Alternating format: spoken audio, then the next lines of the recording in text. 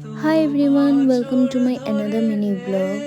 ওই দিনটায় সকাল সকাল উঠে প্রথমে আমি স্নানটা সেরে নিয়েছি, কারণ মা আমাকে পুজোর দায়িত্ব দিয়েছিল, বলেছিল আগের দিনই যে তুই কালকে পুজোটা দিয়ে দিস, কারণ আমি একটু বিজিই থাকবো। তো আমি একটু মন ভরে পুজোটা দিচ্ছিলাম, কারণ কি আমার পুজো ঘরে গেলে একটু ফুল বেশি থাকলে খুব বেশি ভালো লাগে ঠাকুরকে সাজিয়ে দিতে। আর আমি একটু সাজিয়ে দিতে ভালোবাসি। এইসব ফুল টুল দিয়ে আমি মন ভরে সব ঠাকুরকে সুন্দর করে ফুল দিয়ে সাজিয়ে পুজোটা দিয়েছিলাম। আর দেখো কি সুন্দর লাগছে আমাদের ঠাকুরঘরটা। দেন চলে গেছি ব্রেকফাস্ট করতে। ব্রেকফাস্টে গিয়ে দেখি মা বানাচ্ছে লুচি আর চানার ডাল। তো এটা মানে অনেক দিন পর এই কম্বিনেশনটা খেয়েছি।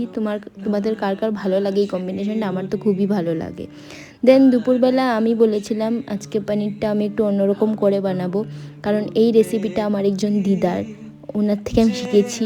তো আমি ভাবলাম যে আমি আজকে এটা ট্রাই করে দেখি কীরকম লাগে। বাদাম অনেক কিছু দিয়ে আমি রেসিপিটা করেছি। আর মাঝে মধ্যে এই রকম জিনিসে একটু এক্সপেরিমেন্ট করতে আমার ভালোই লাগে। আর যেহেতু অনেক আগে ওনাকে বলেছিলাম আমাকে একটু বলে দেবে কীরকম বানাও, এত টেস্টি বানায় দিদা, মানে কি বলবো। তারপর ওনার থেকে নিয়ে আমিও বানিয়েছি। আমারটাও খেতে ভালোই হয়েছে, আমি নিজেই বলছি, কারণ আমি মা বাবার থেকে অলরেডি রিভিউ নিয়ে নিয়েছি।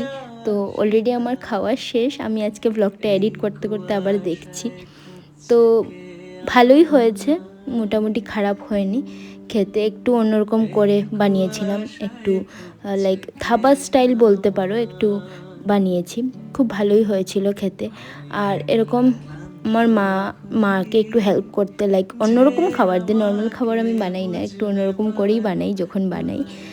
তো দেখো এখানে পনির হয়েও গেছে গল্প করতে করতে। দেন অনেক কিছু বানিয়েছে মা, সাথে কি লাউ দিয়ে ডাল দিয়ে করেছিল, তিত করলা করেছিল, অনেক কিছু করেছে। আমি তো বেশিরভাগ পনির দিয়েই খেয়েছি। দেন বিকেলে বেরিয়েছিলাম একটু বেকারি থেকে নিয়ে একটু প্যাটিস নিয়ে আসলাম চায়ের সাথে খাওয়ার জন্য।